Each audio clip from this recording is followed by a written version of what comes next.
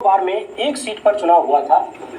19 अप्रैल को बताया गया शाम को 7 बजे कि यहाँ 56% वोटिंग हुई, 56.87%। इसके बाद 30 तारीख को बताया जाता है कि नहीं वोटिंग प्रतिशत 64 था, 64% वोटिंग हुई, यानी कुल मिलाकर 22,785 वोट बढ़ गए। 22,785 वोट बढ़ गए, जबकि ये आंकड़ा शाम के 7 बजे तक का था। अगला है अरुणाचल प्रदेश का। 2 सीटों पर वोटिंग हुई थी। पहले 65.46% बताया गया, बाद में ये आंकड़ा भी 77.68 हो गया। यहाँ पर 12.22%, 12.22% की वोटों में बढ़ोतरी हुई और कुल बढ़ोतरी 1,09,000 से ज्यादा है। 1,09,000 से ज्यादा वोट बढ़ गए 2 सीटों पर अरुणाचल प्रदेश में। अरुणाचल प्रदेश की जनसंख्या की जब आप बात करेंगे तो ये आंकड़े बहुत बड़े नजर आएंगे। इसी तरह से बिहार में 4 सीटों पर चुनाव हुआ था। 47.49% वोटिंग बताई गई थी, बाद में 49.26% बताया गया। यहाँ पर कुल बढ़ोतरी होती है 1,34,549 वोटों की। आगे छत्तीसगढ़ में आइए। छत्तीसगढ़ में 1 सीट पर चुनाव हुआ था। 63% वोट बताया गया और बाद में 68.29%। बाद में इसके बाद बढ़ोतरी होती है 4.88% की और 71,844 वोट बढ़ जाते हैं। इसी तरह से जम्मू कश्मीर में भी 1 सीट पर वोटिंग हुई। पहले 65 बताया गया, बाद में 68 से अधिक हो गया। 3.19% की बढ़ोतरी और 51,780 वोट बढ़ गए। इसी तरीके से आप पूरे चार्ट में देखते जाएंगे कि हर जगह किस तरीके से बढ़ोतरी हुई है। मैं कुछ खास जगहों की बात कर लेता हूं जहां पर विशेष बढ़ोतरी हो गई। खासकर आप मध्य प्रदेश में आ जाइए। मध्य प्रदेश में जब आएंगे तो यहाँ 6 सीटों पर वोटिंग हुई थी पहले फेज में। पहले 63.33 बताया गया, बाद में 67.75 हो गया। 4.45% की वोटिंग बढ़ोतरी बताई गई और वोटों में जो बढ़ोतरी हुई वो 4,99,886 वोट बढ़ने की बात खुद चुनाव आयोग ने बताया है। आगे महाराष्ट्र की कहानी है। महाराष्ट्र में 5 सीटों पर वोटिंग हुई थी। इसी तरह से जब आप महाराष्ट्र में जाते हैं तो मामला और ज्यादा बढ़ा हुआ दिखता है। 5 सीटों पर वोटिंग हुई थी। पहले बताया गया कि 55.29% वोट हुआ है। इसके बाद ये आंकड़ा बढ़कर 63.71 पर पहुंच गया यहाँ पर। और इससे आगे जब आप जाते हैं तो दिखता है कि वोटों में बढ़ोतरी 8,04,503, यानी 8 लाख वोट बढ़ गए। कहां पर? 5 सीटों पर 8 लाख। आंकड़ा देखिए। इसी तरीके से जब आप मणिपुर में आते हैं तो मणिपुर में 2 सीटों पर वोटिंग हुई। 68.62% वोट पहली बार बताया गया, बाद में ये 76 से अधिक हो गया। 7.48% की बढ़ोतरी और कुल वोटों की संख्या में बढ़ोतरी हुई कितनी?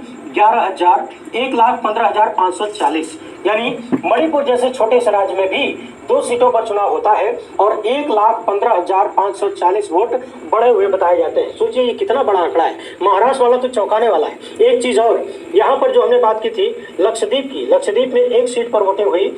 यहाँ पर 25% वोट बढ़ गए। 25%, 14,527 वोट बढ़ गए।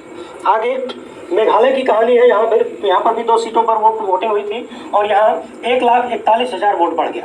इसी तरीके से अन्य राज्यों में भी वोट लगातार बढ़ता गया। राजस्थान में देखिए 12 सीटों पर वोटिंग हुई। यहाँ पर 16,96,141 वोट बढ़ गए। ये राजस्थान की कहानी है। 16 लाख वोट बढ़ गए। इसके नीचे जब आप सिक्किम में जाते हैं तो 1 सीट पर वोटिंग हुई थी और 54,861 वोट बढ़ गए। सिक्किम में एक सीट पर 54,861 वोट बढ़ गए। ये कितना बड़ा आंकड़ा है सोचिए, 1 सीट पर। आगे तमिलनाडु की बात है। 39 सीटों पर एक साथ वोटिंग हुई। तमिलनाडु में एक ऐसा राज्य जहां पर एक साथ सभी सीटों पर चुनाव हो गया और पहले 62.19% वोटिंग बताई गई, बाद में 69.72%, यानी मोटा मोटी बढ़ोतरी 7.5% की। और वोटों में जब आप जाएंगे तो 46,93,745 वोट, 46 लाख वोट बढ़ गए। कहां पर? तमिलनाडु में। और तमिलनाडु में एक साथ वोटिंग हुई 39 सीटों पर। अब त्रिपुरा की कहानी देखिए। यहाँ पर 1 सीट पर वोटिंग हुई।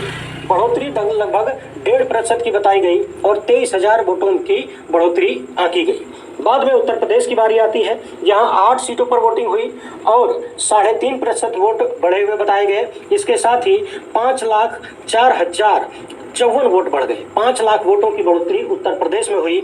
वो भी 8 सीटों के चुनाव के बाद। इसी तरीके से उत्तराखंड को देखिए, 5 सीटों पर वोटिंग हुई, बढ़ोतरी बताई गई लगभग 3.5% की और 2,98,497 वोट बढ़ गए, यानी मोटा मोटी 3 लाख वोट उत्तराखंड में बढ़ गए 5 सीटों के लिए। वेस्ट बंगाल यानी पश्चिम बंगाल में 3 सीटों पर वोटिंग हुई थी, बढ़ोतरी लगभग 4.5% की और यहाँ पर वोटों की बढ़ोतरी 2,44,173 होगी पश्चिम बंगाल में। और जब आप कुल बढ़ोतरी देखते हैं, जब ओवरऑल देखते हैं, तो वोटिंग जो है फाइनल वोटिंग बताई गई 66%, पहले बताई गई थी लगभग 60%, यानी मोटा मोटी 6.14% की बढ़ोतरी। इसके साथ ही ये जो आंकड़ा है ये 1,16,07,761 वोटों का, यानी 1,16,00,000 वोट बढ़ गए फर्स्ट फेज। ये खाली फर्स्ट फेज की कहानी है, 1,16,00,000 वोट बढ़ गए। इस मामले पर राजू पलुलकर ने देश भर की पार्टियों को चेतावनी दी है और कहा है कि सावधान हो जाइए, इन सवालों पर ध्यान दीजिए।